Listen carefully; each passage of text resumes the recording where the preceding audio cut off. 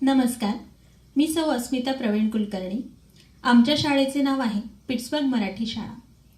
मुलांची आपल्या मराठी शाळेबद्दल असणारी आपुलकी, प्रेम, जिव्हाळा हे पाहता हा विषय आम्हा सर्वांना खूप जवळचा वाटला। त्यामुळे खरं तर आम्ही हे गाणं निवडलं आणि या गाण्यातील असणारे विचार तंतोतंत अगदी मुलांच्या विचारांशी जुळणारे असल्यामुळे हे गाणंही त्यांना खूप आपलंसं वाटलं। पिट्सबर्ग मराठी शाळा सादर करत आहे आनंदाची शाळा।